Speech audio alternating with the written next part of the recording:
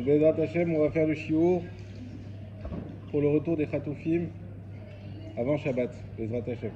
Avant Shabbat, ils reviennent et qu'on ait des bonnes nouvelles très rapidement, Bezrat Hashem. Alors, donc on ouvre ce shiur pour la première fois pour les dames également.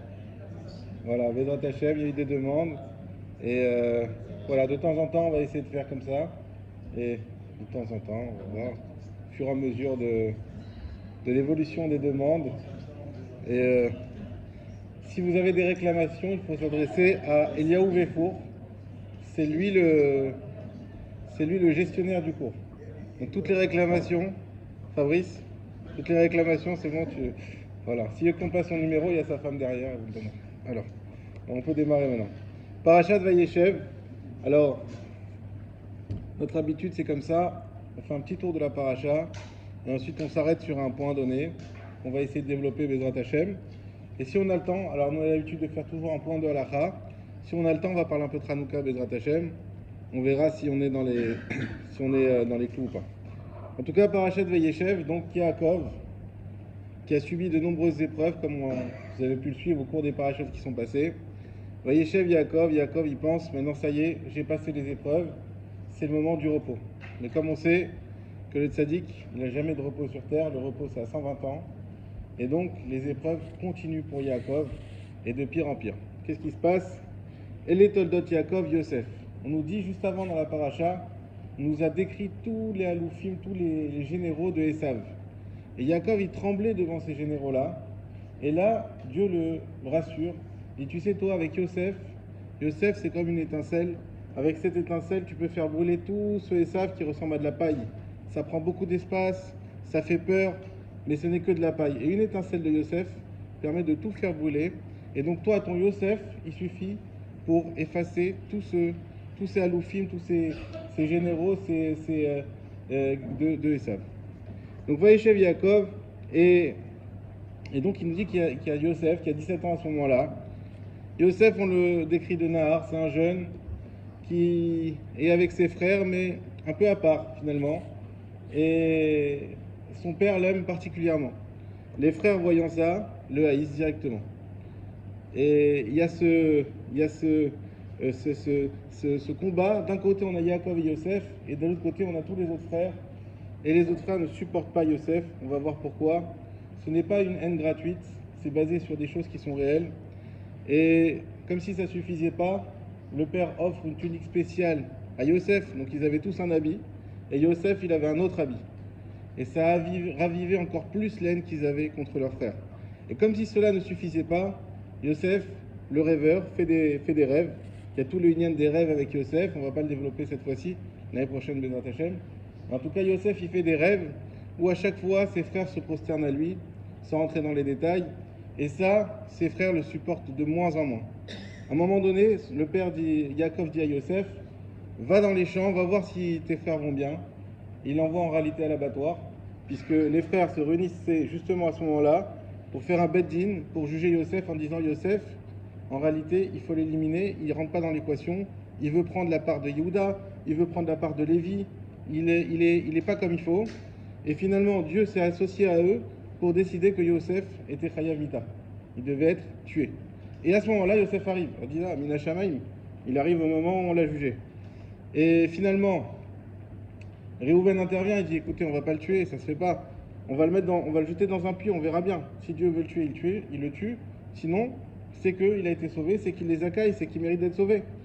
Le passouk nous dit Vabor, Rek en Bomaim. Le puits, il était vide, il n'y avait pas d'eau. Les Chachamim, ça veut dire quoi? Il était vide, il n'y avait pas d'eau. On sait bien que s'il est vide, c'est qu'il n'y a pas d'eau. Réponse, il n'y avait pas d'eau, mais il y avait des serpents et des scorpions qui étaient là pour s'attaquer à Yosef. Et par miracle, Yosef n'a pas été tué. Finalement, Réhouven part, parce que Réhouven, juste avant, il avait fait une faute. Il avait touché à la couche de son père. Et à cause de ça, il se mortifiait et il mettait des sacs de jute sur lui, comme ça, il faisait des jeûnes. Donc il est parti faire son jeûne. Et à ce moment-là, Yehuda dit écoutez, il ne faut pas qu'on laisse notre frère mourir au fond d'un puits, c'est quand même notre frère, c'est notre chair. Et puis on n'a rien à gagner à le tuer. Autant le vendre, au moins on gagne de l'argent. Et donc ils ont décidé finalement de le vendre. aux Ishmaélim, aux Midianim, il est passé de main en main, et il a fini finalement en Égypte. La paracha s'arrête là pour Yosef, et elle démarre ensuite l'histoire de Yehuda. Yehuda, qui s'est marié, qui a eu 3 enfants, Eronan et Sheila, et à ce moment-là, ses enfants se sont mariés également. Le premier s'est marié, et il avait une femme qui était très très belle, et il ne voulait pas qu'elle tombe enceinte, alors il faisait des choses qu'il ne fallait pas, et il est mort à cause de ça, il a été tué.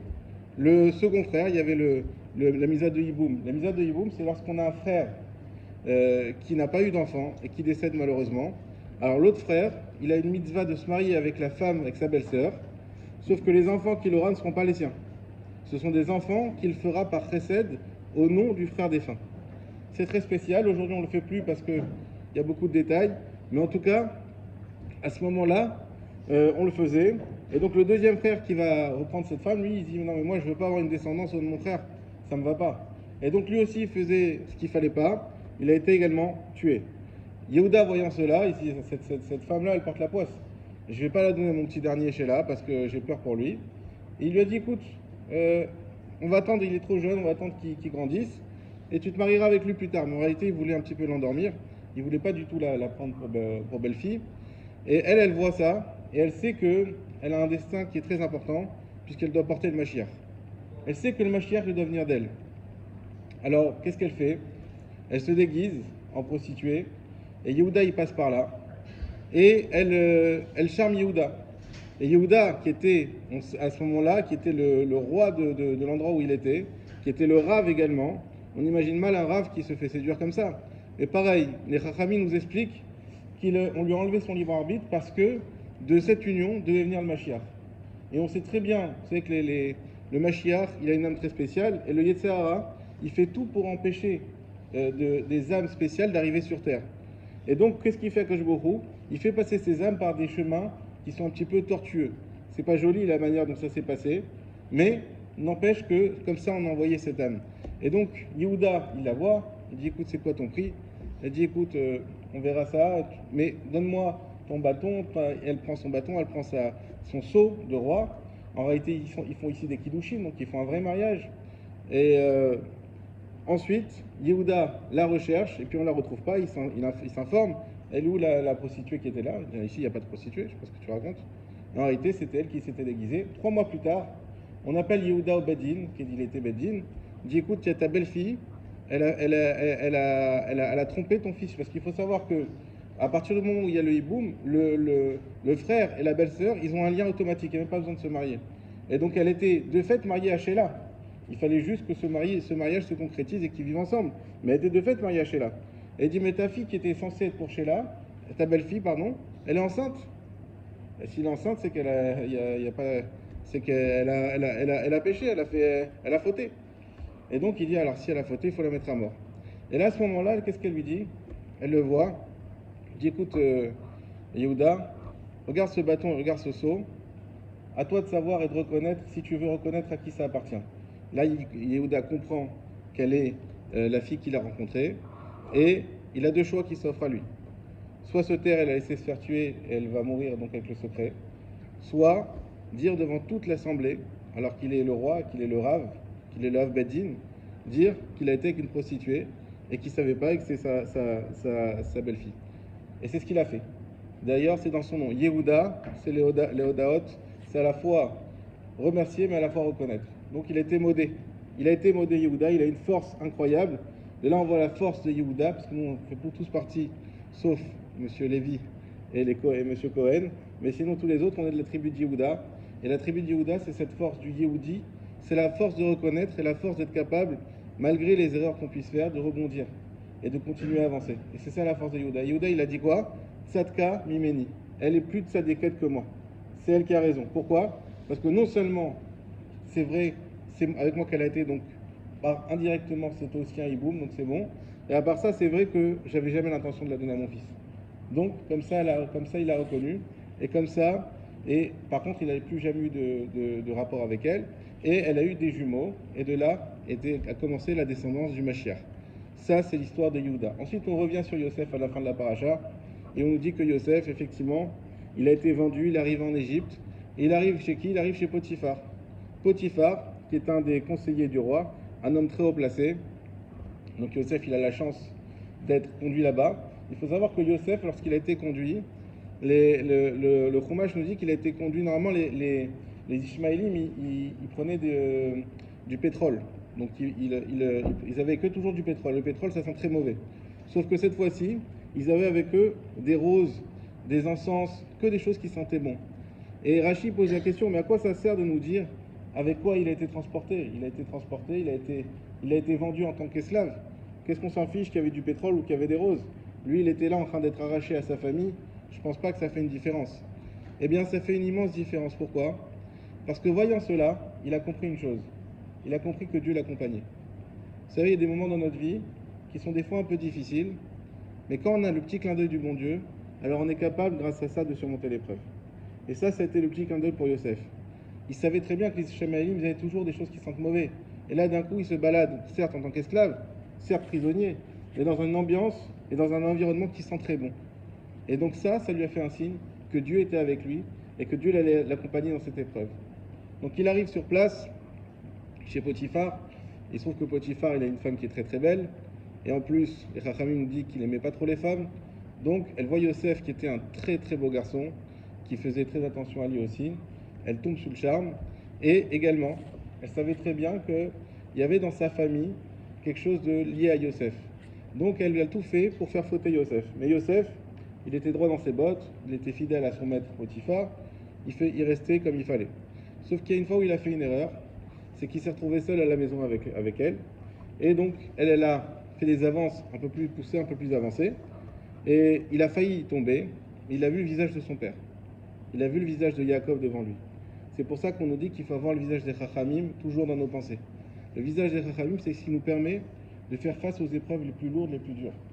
Yaakov, c'est un jeune homme qui a plus aucun support, plus aucun. Il a rien pour se raccrocher. Il est en dehors de chez lui, il est plus dans son pays, il a plus ses frères, il est dans la solitude la plus totale, et c'est là où on est le plus apte à faire des fautes, quand on est dans la solitude et qu'on se sent mal. Et bien là, grâce au visage de son père, il tient, et la femme de Potiphar prend ça comme une grande offense, parce qu'elle était très très belle, et puis elle se dit, mais comment un petit jeune comme ça, il me repousse? Et donc elle fait semblant qu'il a voulu abuser d'elle, elle crie, les gardes arrivent, et elle dit il a voulu abuser de moi, etc. Il finit en prison. Il finit en prison, et là-bas, c'est toute la fin de la paracha. Il retrouve le maître échanson, le maître panetier, dont on parlera un peu plus la semaine prochaine, qui sont des esclaves de Paro qui ont été en prison. Les deux font un rêve. Le premier, le maître échanson, raconte son rêve à Yosef. Yosef il dit bah, écoute, ton rêve, ça veut dire que dans 3 jours, tu vas reprendre tes fonctions. Alors le maître panetier, voyant que Yosef il interprétait bien les rêves, il s'est dit bah, très cool, moi aussi je vais lui raconter mon rêve. Il lui raconte son rêve, il dit bah, toi dans 3 jours tu seras tué. Et bien finalement c'est ce qui va se passer dans la prochaine paracha. Donc ça c'est Yosef, le roi des rêves et toute l'histoire qu'il y a eu avec ses frères. Nous maintenant on va s'arrêter un instant sur ce qui s'est passé exactement avec Yaakov. Quand on lit la paracha, franchement, quand on s'arrête sur les premiers mots, les premières lignes de cette paracha, on est très surpris comment Yaakov, il peut tellement manquer de discernement. Déjà, même si tu aimes un enfant plus que les autres, ça peut arriver, mais tu ne vas pas le montrer. C'était tellement évident que tous les autres enfants le savaient. À part ça, tu ne vas pas lui faire en plus une tunique. Il y a écrit, vous savez d'où elle venait cette tunique? Lorsqu'Adam Arishon il a fauté, alors Dieu il a dit à Dieu, mais attends, il a appelé, où t'es? Et Adam il a dit, non mais je suis nu là, je peux pas te parler. Il dit, mais d'où tu sais que tu es nu? Alors tu as mangé de l'arbre. C'est comme ça qu'il a su qu'il avait mangé, enfin il savait déjà, mais c'est comme ça qu'il a avoué, en quelque sorte, qu'il avait mangé de l'arbre. Et ensuite, donc il y a eu toute l'histoire avec Rava, avec le serpent, et Dieu leur a offert des vêtements. Il a offert un vêtement à Adam, et bien ce vêtement-là a été ensuite pris par Nimrod, qui était un roi très méchant de l'époque, mais très puissant. Et savent, le jour où on a enterré Abraham, il a fait la guerre à Nimrod, et il a récupéré ce manteau. C'est ce même manteau que Yaakov a utilisé ensuite pour se déguiser en Esav, pour aller prendre la bracha auprès de Yitzhak. Eh bien, c'est ce même manteau qu'il a donné ensuite à Yosef. Donc c'est un manteau incroyable, qui avait des pouvoirs surnaturels, qui permettaient de... Et Dieu, s'il l'avait fait, c'était aussi pour qu'Adam soit protégé des bêtes féroces, parce qu'il n'avait plus cette faculté de pouvoir avoir le dessus sur eux, puisqu'il avait été renvoyé du Gan Eden vers la terre d'Israël. Et sur ça, donc, c'était quelque chose d'incroyable. Comment Yaakov, il a pu faire cette erreur de lui donner ça au su et au vu de tous les autres frères? Et encore pire que tout ça, Yosef, à quel point est-il naïf? Il raconte des rêves où il dit que tous ses frères se prosternent. C'est-à-dire qu'il sait très bien que tout le monde le déteste. Il sait très bien qu'il est toujours tout seul. Il raconte ça avec quoi? Et comment il leur dit, écoutez-moi s'il vous plaît. Chez Maïnouna, s'il vous plaît, écoutez-moi. Il insiste pour qu'ils écoutent les rêves. Vous savez, de quoi j'ai rêvé? Eh bien, il y avait une gerbe, comme ça, debout, et c'était la mienne. Et puis il y avait toutes vos gerbes à vous, tout autour, et elles se prosternaient. Mais je sais pas, n'attise pas jusqu'où tu veux aller, tu veux les pousser à la faute. Et le pompon de cette histoire, c'est quoi? C'est Yaakov qui envoie Yosef complètement aller chercher ses frères et lui dit va voir comment ils vont. Mais tu ne sens pas qu'il y a un danger d'aller laisser Yosef seul face à des frères qui sont très puissants, qui ont été capables de battre des villes, comme on l'a dit dans les semaines dernières, et qui sont hargneux.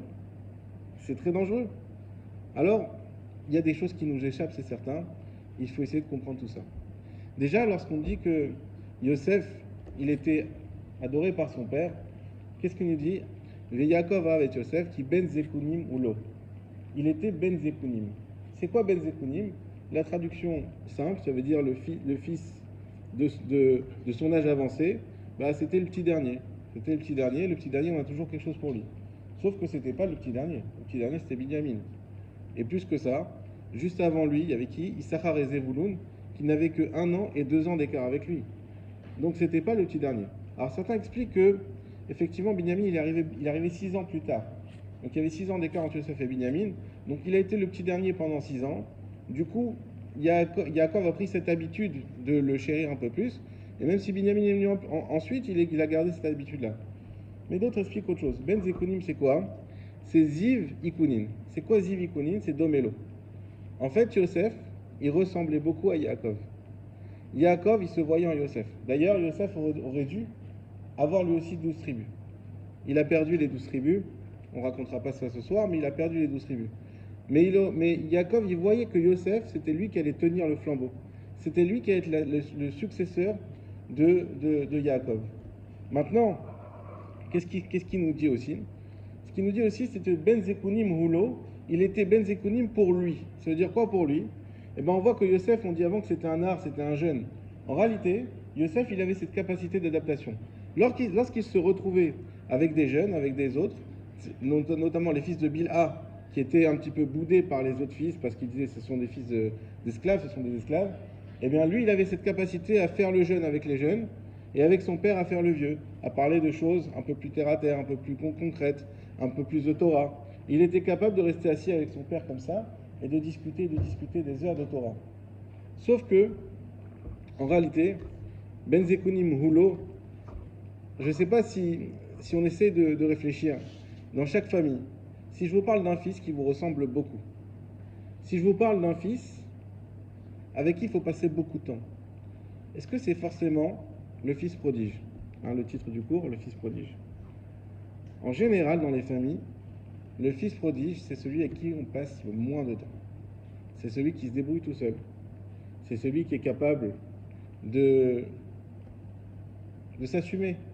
À qui on va faire un cadeau, une belle paire de baskets?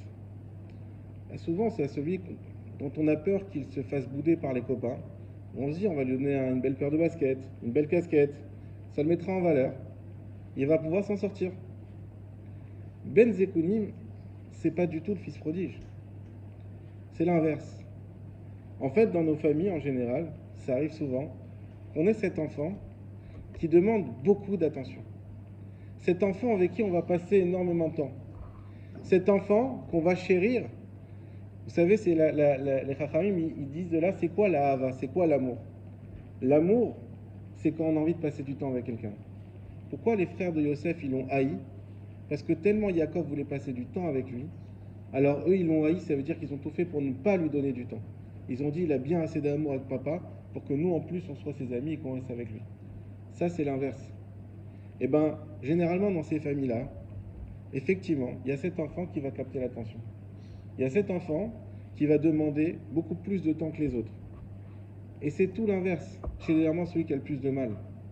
Sauf que ce qu'on voit pas nous, c'est que des fois, on laisse un petit peu tomber les autres enfants à cause de ça. Et on s'en rend pas compte. Mais même ceux qui ont des capacités, même ceux qui sont capables d'avoir des amis tout seuls, on les pose n'importe où, avec les baskets Lidl, il finit par être le meilleur copain et la star de la classe. Malgré tout, il faut savoir être capable. C'est sûr qu'il faut donner l'attention qu'il faut à celui qui en demande plus, mais il faut être capable de partager cette attention-là. Pourquoi Jacob il a fait ça? Parce que Jacob il a pris l'exemple de Yitzhak. Qu'est-ce qu'il a fait Yitzhak? Yitzhak qui il aimait plus? Esav. Les familles disent mais comment Yitzhak il aimait Esav un rachat? Mais non, parce qu'il voyait qu'Esav il avait besoin. Il voyait qu'Esav c'était quelqu'un qui était tellement attiré par des mauvaises mœurs, par des mauvais penchants, qu'il a tout misé sur Esav pour essayer de le redresser. Et ça a marché. Jusqu'à qu'il ait 15 ans, ça a marché. Après, ça n'a plus marché. Mais ça a marché pendant un moment. Et Chachamim nous dit, vous savez pourquoi ça n'a pas marché? Parce que Esav, il n'a pas eu de Brit Mila. Parce que quand il est né, il était tout rouge. Il était Adam. Et comme on l'a vu rouge, Yitzhak, il a dit, il doit avoir une maladie de sang ou quelque chose. Si on fait une Brit Mila, c'est dangereux. C'est très bien qu'on doit pas faire une Brit Mila à quelqu'un qui peut être en danger. Sauf qu'il est resté rouge toute sa vie, c'était sa nature. Et du coup, il n'a jamais eu de Brit Mila. À cause de ça, il n'a pas pu se connecter avec Akash Baruch Hu. Mais sinon, il avait les mêmes forces que Yaakov. Et Yitzhak, il a tout fait pour développer ça. Eh bien, c'est ce qu'a fait Yaakov. Maintenant, la question, pourquoi Yosef, il s'est présenté à ses frères en leur disant « Regardez, écoutez-moi s'il vous plaît, regardez, j'ai une gerbe. » Eh bien, pourquoi? Parce que, tout simplement, lui, il voulait prouver à ses frères qu'il avait une valeur importante. Il voulait qu'il soit Ben Zekunim, non pas que pour son père, mais également pour ses frères. Que ses frères, ils lui accordent et qu'ils comprennent, parce que Yaakov, Yosef, il savait très bien que ses rêves, ils avaient une réalité, ce n'était pas des rêves stables. Il savait que ses rêves allaient donner un avenir. Et d'ailleurs, vous savez que de là, on apprend une chose, c'est que lorsqu'on a un rêve et qu'on le raconte, il faut faire attention à qui on raconte. Parce qu'en fonction de l'interprétation de la personne qui est en face, comme ça va arriver le rêve. Yosef, il s'est dit, qui de mieux que mes frères dont j'ai rêvé pour le raconter? Et d'ailleurs, il faut le raconter le jour même. C'est pour ça qu'il a dit, s'il vous plaît, écoutez-moi, c'est aujourd'hui qu'il faut que je vous raconte le rêve que j'ai fait hier soir. Parce que c'est aujourd'hui qu'il va prendre toute sa réalité quand vous allez l'interpréter, quand vous allez le comprendre. Et comme ça, lorsqu'ils ont entendu, lui il s'est dit, au contraire, grâce en racontant ses rêves, ils vont comprendre ma place, ils vont m'accepter. Et s'ils m'acceptent, on va pouvoir faire la paix. Sauf que ce que nous dit le Passouk, ses frères, le Yachlou et Dabero, ne pouvaient pas lui parler. Tellement il le haïssait qu'ils ne pouvaient pas lui parler. De là, Rachid nous dit, on voit la qualité des 12 tribus. Parce que nous, on sait combien les gens aujourd'hui sont hypocrites, malheureusement. Des fois, il y a des gens qu'on ne peut pas parler avec eux, mais il y a un intérêt, il y a quelque chose. Alors, on va faire un sourire, Les frères de Sav, ils n'étaient pas comme ça. Roi ou pas roi, si dans leur cœur, il y a dit Echad Balev, Echad Bapé, Echad Balev. Ce qui sort de la bouche, c'est ce qu'il y a dans le cœur. Ils n'arrivaient pas à lui parler, donc ils ont dit on ne peut pas lui parler, on va pas faire semblant. Et pourquoi ils n'arrivaient pas à lui parler, il haïssait tout tellement? Parce qu'en fait, ce qui se passait, c'est que Yosef, il rapportait des choses sur eux. Il leur disait, voilà, ils vont faire des avérods, des fois ils font pas comme il faut, etc. Sauf que les frères, sachant que Yaakov aimait Yosef, ils ont dit, ça sert absolument à rien qu'on discute avec notre père, parce qu'il va donner raison à Yosef. Et comme ils n'ont pas pu exprimer ça, alors ils ont gardé cette haine, et ils ont rien pu faire, et ils n'ont pas pu réussir à trouver le shalom avec Yosef. Donc le shalom était impossible. Maintenant, on a posé la question. Ok, Yosef, on comprend maintenant. Mais comment ça se fait que Yaakov, il a renvoyé Yosef vers les frères? C'était beaucoup trop dangereux. La réponse est la suivante. En réalité, déjà, qu'est-ce qu'il leur dit? Va voir comment se passe. J'ai envoyé tes frères sont à Shrem, ils sont en train de faire, s'occupent du troupeau. Va voir comment ils vont. Pourquoi il était inquiet Yaakov? Parce que Shrem, c'est la ville où Shimon et Lévi, ils avaient décimé toute la ville suite à ce qui s'était passé avec Dina. On en a parlé la semaine dernière. Donc ils avaient complètement anéanti toute cette ville-là. Donc Yaakov il s'est dit, j'ai peur que s'ils vont là-bas, lui il a su qu'ils étaient là-bas après qu'ils étaient partis, et j'ai peur que, effectivement, il leur arrive malheur. Donc il a envoyé Yosef. Mais plus que ça, en fait Yaakov il voulait absolument que ses frères ils fassent la paix, que ses fils ils fassent la paix. Et donc qu'est-ce qu'il a fait? Il a dit, je vais mettre Yosef face à ses frères puisque Yosef doit être un roi. Et d'ailleurs, c'est pour ça qu'il lui a fait une tunique. Yosef doit être un roi. La tunique du Kohen Gadol, la tunique du roi, la tunique de la personne qui s'occupe du père. Et donc, il faut qu'il affronte ses frères et il faut qu'il fasse la paix avec eux et qu'il mette les choses à plat sans que je sois là. Pas devant moi. Parce que Yosef était tout le temps avec Yaakov. Qu'est-ce qu'il lui a répondu, Yosef? Ineni. Donc, Ineni, ça veut dire me voici. C'est un lachon bizarre. C'est une manière de dire bizarre. Normalement, qu'est-ce qu'on dit? Yosef, tu peux aller, s'il te plaît, faire ça? Oui? Ken? Besséder? Vas-y, Ineni. C'est quoi me voici? Réponse de la Torah, des Chachamim. Ineni, c'est que Yosef, il savait que ça allait mal se passer pour lui. Mais il a dit, si mon père il me demande, alors j'y vais. C'est pas grave, Ineni, je suis prêt à partir. Il n'y a aucun problème. Et Yaakov lui a dit quoi? T'inquiète pas, je sais qu'ils te haïssent, mais tu seras protégé par la mitzvah. On sait très bien que Shaliach mitzvah, il est protégé. C'est pour ça qu'on nous dit des fois quand on voyage, tiens, prends un petit peu d'argent avec toi, tu donnes la tzedaka là-bas. Shaliach mitzvah, tu passes par un endroit qui est... Le voyage en soi, c'est une tendance un petit peu dangereuse. Donc, au moins, ça va te protéger. Et c'est pour ça qu'il a été protégé des scorpions et des serpents. C'est pour ça qu'il a été protégé jusqu'au bout, parce qu'il était en shlichut pour son père. Il était comme un envoyé qui faisait la mitzvah pour son père. Maintenant, la Gemara nous dit quelque chose d'incroyable. Elle nous dit, Léolam, je vous l'ai noté, Léolam al yeshane adam beno ben abanim. Il faut apprendre de cette histoire une chose, c'est qu'un homme ne doit jamais différencier entre son fils et ses enfants. C'est bizarre comment c'est dit, entre son fils et ses enfants. Entre celui qui est le fils, celui à qui on donne tout notre temps, celui à qui on donne toute notre attention, il ne faut pas le différencier des autres. Pourquoi? Parce que la Gemara continue et dit, eh bien voilà, Yaakov il a différencié. Et pour 4 slaïm, pour quelques sous, on parle de la tunique, parce qu'en réalité la tunique, on dit qu'elle avait pas sim. Ils avaient tous des tuniques incroyables. Mais la différence, c'est que Yosef, au lieu d'avoir une seule marque, un seul tour sur la tunique, il avait 2 bandes. Comme il avait 2 bandes, ça le différenciait. La Torah dit pour 4 slaïm, les frères de Yosef l'ont haï et ça entraînait tout le clan d'Israël ou à l'esclavage en Égypte. Donc une des raisons de l'esclavage en Égypte, c'est à cause de cette tunique-là. Et d'ailleurs, quand les frères ont décidé de le vendre, qu'est-ce qu'ils ont dit? Ils ont pris la tunique, ils l'ont trempée dans le sang, et ils ont dit à Yaakov, est-ce que tu reconnais cette tunique? Ils ont eu aucune pitié pour leur père. C'est ce qu'on leur a reproché plus tard. Leur seule faute, c'est qu'ils ont eu aucune pitié pour leur père. Yosef, on dit qu'il, comme on l'a expliqué, il était déjà dans un dîme qui n'était pas bon pour lui. Mais comment, vous n'avez pas pitié de Yaakov? Et ils lui ont fait le reproche. Tu reconnais cette tunique? Et Yaakov, il a tout de suite pleuré. Et de là, il a perdu, depuis ce jour-là, la présence divine, la névoie. Plus que la névoie, il avait tout le lien avec Hachem, il a perdu parce qu'il était dans la peine. Alors, Bezrat Hachem, que nous on apprenne dans l'éducation qu'on doit faire, avec nos enfants toujours, ne pas différencier. C'est très important. Et même si des fois, il y a des raisons de différencier. Parce que chaque enfant, il a sa nature. Parce que chaque enfant, il a ses besoins.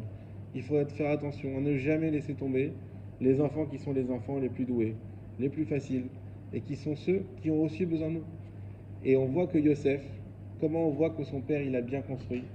Parce que lorsqu'il était face à l'épreuve, qu'est-ce qu'il a vu? Le visage de son père. Pourquoi le visage de son père?